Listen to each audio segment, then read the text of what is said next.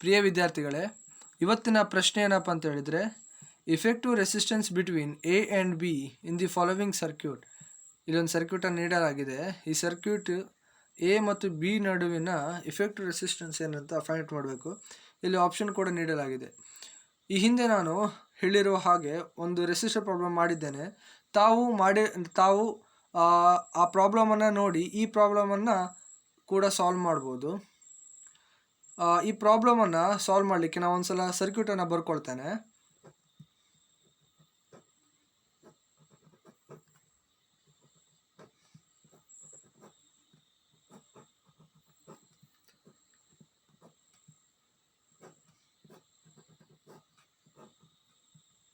ಹತ್ತು ohm 10 ohm 10 ohm 10 ohm 10 ohm 10 ohm node A ಮತ್ತು B.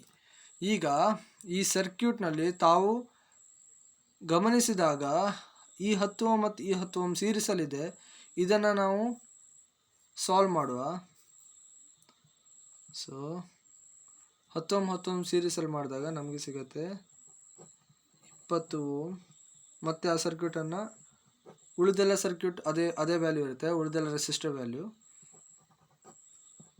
10 ohm 10 ohm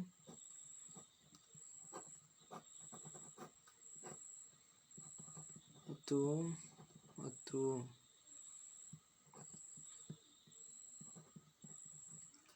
ಮೊದಲು ಈ ಸರ್ಕ್ಯೂಟನ್ನು ನಾವು ವೀಟ್ಸ್ಟೋನ್ ಬ್ರಿಡ್ಜಿಗೆ ಕನ್ವರ್ಟ್ ಮಾಡಲಿಕ್ಕೆ ಆಗತ್ತಾ ಇಲ್ವಾ ಅಂತ ನೋಡೋಣ. ಇದನ್ನು ವೀಟ್ಸ್ಟೋನ್ ಬ್ರಿಡ್ಜಿಗೆ ಕನ್ವರ್ಟ್ ಮಾಡಲಿಕ್ಕೆ ನಮಗೆ ನೋಡ್ಗಳು ಬೇಕಾಗತ್ತೆ. ಇಲ್ಲಿ ನೋಡ್ ಎ ಮತ್ತು ನೋಡ್ ಬಿ ಅನ್ನು ಮೊದಲೇ ಗುರುತಿಸ್ಕೊಂಡಿದ್ದೇವೆ. ಮತ್ತು ಉಳಿದ ನೋಡ್ಗಳು ಯಾವ್ಯಾವುದು ಅಂತ ನೋಡೋಣ. ಇದು ನೋಡ್ ಎನೇ, ಇದು ಕೂಡ ನೋಡ್ ಎ. ಸೊ ಇದು ನೋಡ್ ಸಿ, ಮತ್ತು ಇದು ಬಿ, ಮತ್ತು ಇದು ಡಿ ನೋಡ್. ಈಗ ನೋಡ್ಗಳನ್ನು ಗುರುತಿಸ್ಕೊಂಡಿದ್ದೇವೆ. ಈಗ ನಾವು ಇದನ್ನು ಒಂದು ಸರ್ಕ್ಯುಲರ್ ಫಾರ್ಮೆಟಿಗೆ ಕನ್ವರ್ಟ್ ಮಾಡುವ. ಸರ್ಕ್ಯುಲರ್ ಫಾರ್ಮೆಟಿಗೆ ಕನ್ವರ್ಟ್ ಮಾಡಿದಾಗ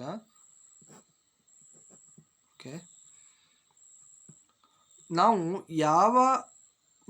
ಯಾವ ಎಂಡ್ಗಳ ನಡುವೆ ಈಕ್ವಲೆಂಟ್ ರೆಸಿಸ್ಟೆನ್ಸ್ ಫೈಂಡ್ ಔಟ್ ಮಾಡ್ಕೊಳ್ತೇವೆ ಅದನ್ನು ನಾವು ಈ ರೀತಿಯಾಗಿ ಬರ್ಕೊಳ್ಳೋಣ. ಅಂದರೆ ಒಂದು ಎ ಅಂತ ಹೇಳಿದ್ರೆ ಅದ್ರ ಪಕ್ಕದಲ್ಲಿ ಬಿ ಅಂತ ಬರ್ಕೊಳ್ಳೋಣ, ಮತ್ತು ಉಳಿದ ನೋಡನ್ನು ಸರ್ಕ್ಯುಲರ್ ಫಾರ್ಮೆಟಲ್ಲಿ ಅಂದರೆ ಸಿ ಇಲ್ಲಿ, ಉಳಿದದ್ದು ಡಿ ಇಲ್ಲಿ. ಓಕೆ, ಈಗ ಎ ಮತ್ತು ಡಿ ನಡುವೆ ಯಾವ ರೆಸಿಸ್ಟರ್ ಉಂಟು? 10 ಓಮ್ ರೆಸಿಸ್ಟರ್, ಹೌದಾ? ಅದನ್ನು ಬರೆಯುವ. ಮತ್ತು ಎ ಮತ್ತು ಸಿ ನಡುವೆ 10 ಓಮ್ 10 ಓಮ್. ಸಿ ಮತ್ತು ಬಿ ನಡುವೆ 10 ಓಮ್ 10 ಓಮ್. ಡಿ ಮತ್ತು ಬಿ ನಡುವೆ 10 ಓಮ್, ಮತ್ತು ಸಿ ಮತ್ತು ಡಿ ನಡುವೆ 20 ಓಮ್.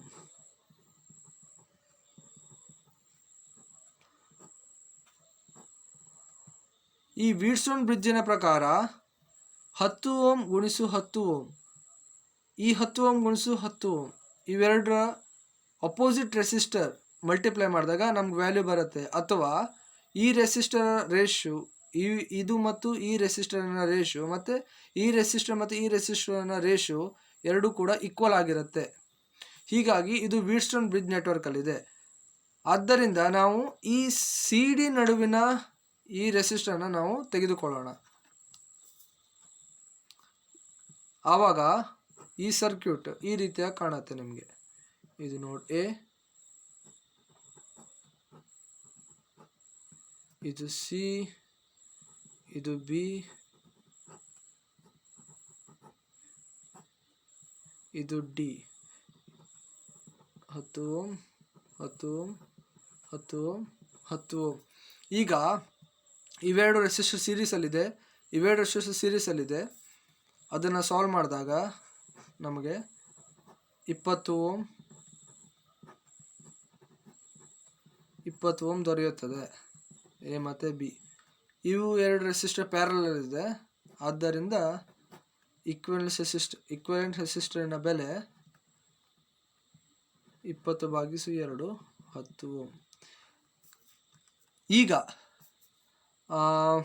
ಒಂದು ನೋಟ್, ಈಗ ರೆಸಿಸ್ಟರನ್ನು ನಾವು ಈ ರೀತಿಯಾಗಿ ಸೀರೀಸಲ್ಲಿದ್ದಾಗ R1 R2 R3 R4 ಈ ರೀತಿ ಇನ್ಫೈನೈಟ್ ರೆಸಿಸ್ಟರ್ ಇದ್ದಾಗ ಈ ರೆಸಿಸ್ಟರ್ ಬೆಲೆ ಒಂದೇ ಇದ್ದಾಗ ಅಂದರೆ R1 = R2 = so on Rn ಇದರ ಬೆಲೆ ಸೇಮ್ ಇದ್ದಾಗ ಆವಾಗ R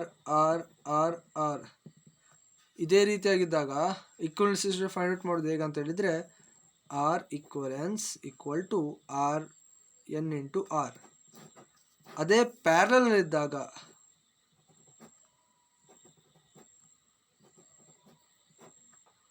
ಇದೇ ರೀತಿ ಪ್ಯಾರಲಲ್ ಇದ್ದಾಗ ಎ ಮತ್ತು ಬಿ ಈ ರೀತಿಯ ಕನೆಕ್ಟ್ ಇದ್ದಾಗ ಈಕ್ವಲೆನ್ಸ್ ರೆಸಿಸ್ಟೆಂಟ್ ಏನಾಗತ್ತೆ ಅಂತಂದರೆ ಆರ್ ಹೀಗೆ ಇನ್ಫೈನೈಟ್ ತನಕ ಇರುತ್ತೆ. ಸೊ ಆರ್ ಈಕ್ವಲೆನ್ಸ್ನ ಬೆಲೆ ಪ್ಯಾರಲಲ್ ಇದ್ದಾಗ R/N.